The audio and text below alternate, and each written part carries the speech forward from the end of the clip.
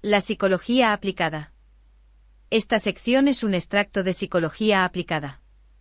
La psicología aplicada es una rama de la psicología que tiene como objeto dar la solución a problemas prácticos y cotidianos del comportamiento humano, aumentar la calidad de vida u optimizar el funcionamiento de los grupos de personas. De este modo, se sirve de los conocimientos acumulados, de las diversas técnicas y los métodos desarrollados por la psicología básica para alcanzar su fin. Uno de sus principales exponentes es Hugo Münsterberg, quien ya habíamos dicho antes en los inicios de la psicología priorizó la vertiente aplicada de esta ciencia sobre ámbitos como el trabajo, la asociación y el crecimiento notable creando el término psicotecnia. El conductismo. Artículo principal, psicología conductista.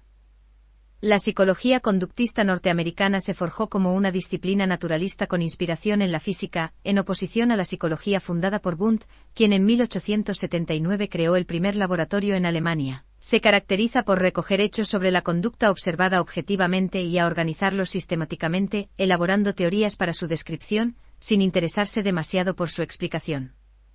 Estas teorías conductistas se basan en el método científico, y procuran conocer las condiciones que determinan el comportamiento de cualquier animal, siguiendo el esquema causa-efecto, y permiten en ocasiones la predicción del comportamiento y la posibilidad de intervenir en ellas.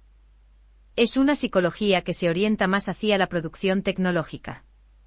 Uno de los defensores más importantes del conductismo fue Berges Frederick Skinner, quien escribió diversos trabajos con gran controversia acerca de diferentes técnicas psicológicas para la modificación del comportamiento.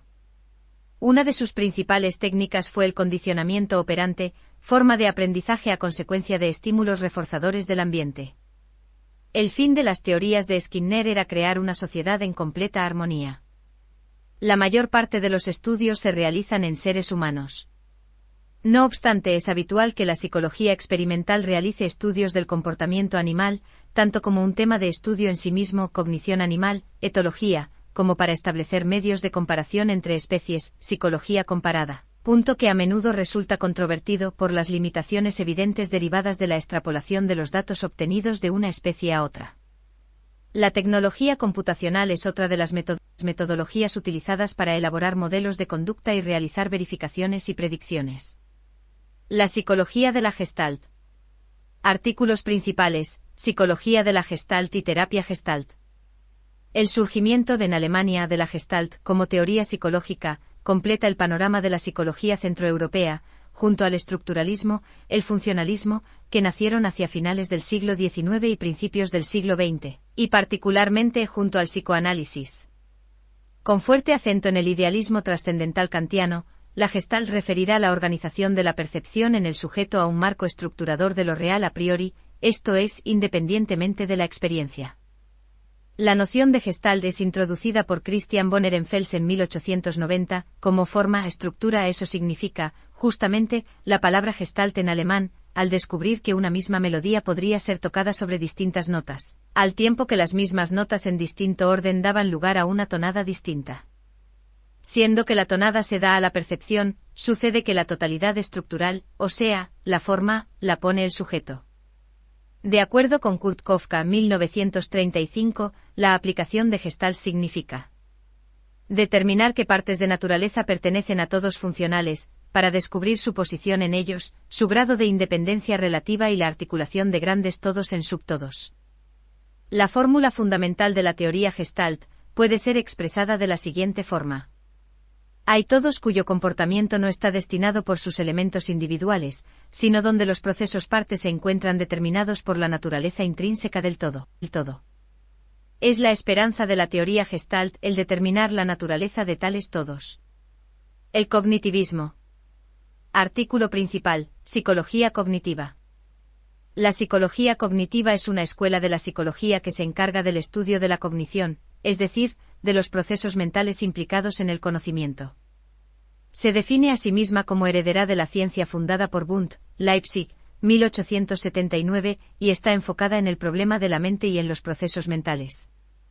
Tiene como objeto de estudio los mecanismos de elaboración del conocimiento, desde la percepción, la memoria y el aprendizaje, hasta la formación de conceptos y razonamiento lógico.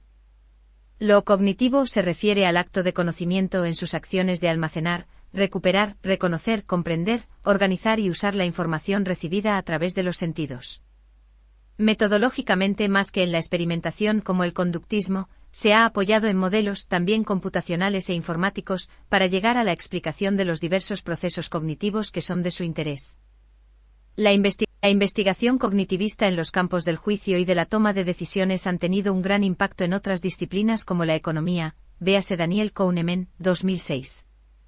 La psicología humanista.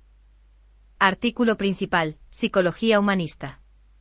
La psicología humanista es una corriente dentro de la psicología que surge en la década de los 60 del siglo XX. Esta escuela enfatiza la experiencia no verbal y los estados alterados de conciencia como medio de realizar nuestro pleno potencial humano. Surge como reacción al conductismo y al psicoanálisis y se propone la consideración global de la persona, basándose en la acentuación en sus aspectos existenciales, la libertad, el conocimiento, la responsabilidad, la historicidad. Critica el posicionamiento de la psicología como una ciencia natural, porque éste reduciría al ser humano solo a variables cuantificables y critica además, en el caso del psicoanálisis y el conductismo, la excesiva focalización en los aspectos negativos y patológicos de las personas. Uno de los teóricos humanistas más importantes, Abraham Maslow, denominó a este movimiento la tercera fuerza, por tratarse de una propuesta crítica, pero a la vez integradora de las dos teorías aparentemente opuestas de la psicología de la época, el conductismo y el psicoanálisis. La psicobiología. Artículo principal, Psicobiología. La psicobiología o biopsicología es el estudio de los procesos mentales y comportamentales en los animales, incluido el ser humano, desde una perspectiva biológica. Se considera predominantemente una ciencia biológica y secundariamente una ciencia social. La psicobiología no se limita a describir la conducta, sino que la intenta explicar en términos neurobiológicos.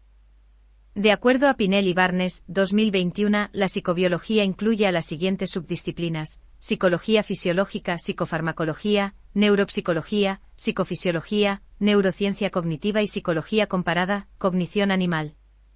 Se ocupa de estudiar cómo factores genéticos, ecológicos y epigenéticos interactúan determinando las propiedades de la percepción, consciencia, memoria, aprendizaje, apareamiento, estrés, psicopatologías, apego y demás procesos psicológicos en las distintas especies.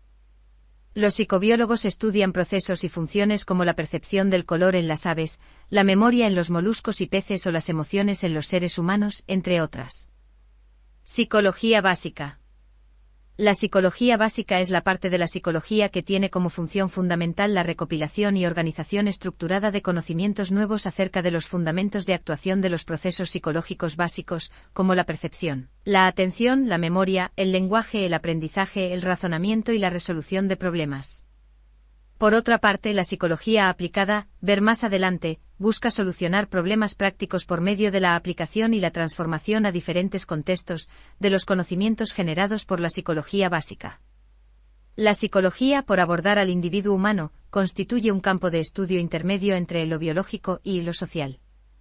Lo biológico se presenta como substrato del sistema psíquico. Progresivamente y en la medida que la comprensión del funcionamiento del cerebro y la mente han avanzado, los aportes de la neurobiología se han ido incorporando a la investigación psicológica a través de la neuropsicología y las neurociencias cognitivas. Teoría de las ciencias humanas. Funciones psicológicas. Artículo principal, Psicología cognitiva.